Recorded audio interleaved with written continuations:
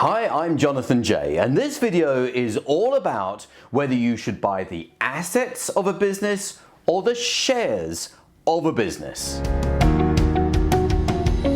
Let me tell you the key differences between an asset purchase and a share purchase, because this is absolutely vital for you to know if you're thinking about buying a business. And in some cases, you'll want to buy the assets, in some cases, you'll want to buy the shares. So I'm going to show you the pros and cons of both, and also I'm going to show it from the perspective of the seller of the business. Now, from their side of the table, they really want to sell the shares. Why? Because when they sell the shares, they give you everything, good and bad, lock, stock and barrel, and it's now your problem, not theirs. On top of that, they get a very, very good tax relief, and depending upon when you're watching this, the Chancellor may be withdrawing entrepreneurs relief. But at the moment, we've got this amazing 10% tax on the sale of shares that you've held for at least 2 years in a trading company or a holding company for a trading company of which you own at least 5% of the shares. So sellers like share deals, unless they only want to sell you part of the business. And I've got a couple happening right now where we're only actually buying part of the business, and the way to buy part of the business is really just to buy the assets. Now, sitting on the other side of the table, the buyer's side of the table, what do you want to buy?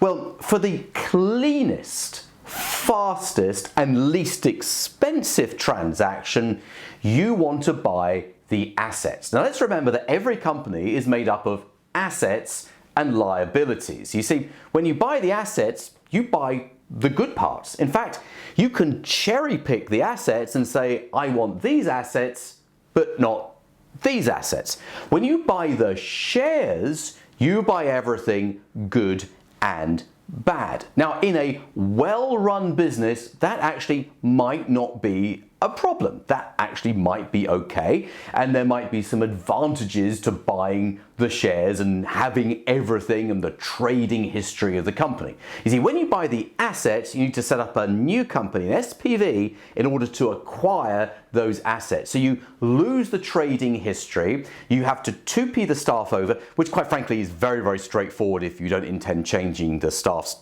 terms and conditions. You just give them a letter saying you're now employed by this company, same terms and conditions, nothing changes, and you'll be paid out of from a different company rather than the company that you've been working for. Very, very simple. Everyone gets their knickers in a twist about 2P. It really is very, very simple. There are some other videos on this channel all about the HR aspects and the people aspects of buying a business. So let's say you're looking at a distressed business, one that's under stress, it's under financial stress, it may be on the verge of insolvency. Then you definitely want to buy the assets, because a business like that doesn't go bad overnight. It probably has a decline over several years, which means that the sellers often cut corners, they neglect to pay the VAT on time, there's an accumulating issue of PAYE underpayments that they've tried to get away with. You know, there could be all manner of problems that desperate owners have covered up, and they hope if they sell you the shares, it's all your problem. But you don't want that problem, do you? You want to buy the assets so that you can continue trading in your new entity without all the issues of the past. So the question is then, what happens to the issues of the past? Now, when you buy the shares in a business, the money that you pay for the shares goes to the shareholders, the owners, and they go off into the sunset. If you're buying the assets in the business, the money that you pay for the assets goes back into the company that's selling you the assets, and that money is used to pay the creditors in the business. And typically, much of that money is absorbed into paying off the creditors, and then the company can be closed and the assets, probably any cash left in the business, distributed to the shareholders. Now, at that stage, and I'm no tax advisor, but at that stage, they can also claim a 10% relief as well. So when I buy assets, I position this to the sellers that they get that 10% relief, although there's a couple of steps to go through before they get there, and their accountant can confirm the details of that to them. So what we're doing here when we're buying assets is we're buying the good stuff that we want, we're leaving the bad stuff behind. Now, here's a problem, and it's a big problem. What if the assets from the company from which you bought the assets goes into administration? So an administrator is appointed to administer the affairs of the company, and the administrator looks at all the transactions, in particular in the last 12 months, and says, hey, hang on, 3 weeks ago you sold all the assets in the business that from now on the business can't trade because the assets have been sold from out of the business.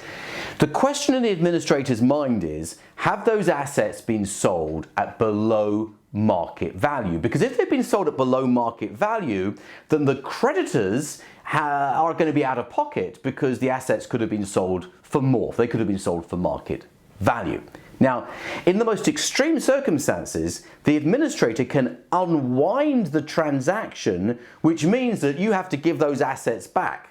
So you've lost your money and you've lost your assets. So how do we get around this? Well, we make sure that we buy the assets at least at fair market value. How do we do this? We get a specialist and qualified asset valuer to value the assets, and therefore we know that any subsequent action by an administrator cannot be undone because you bought them at fair market value and the administrator would not be able to sell them above that fair market value. I hope that makes sense. So, do you buy assets or do you buy shares?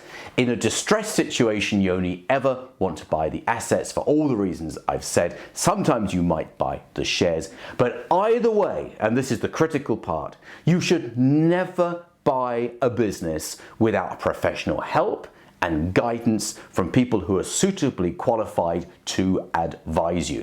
Now, this channel is full of videos that can help you along your way. If you haven't subscribed, hit the subscribe button, tap on the notification bell, and you will receive a notification every time I release a new video.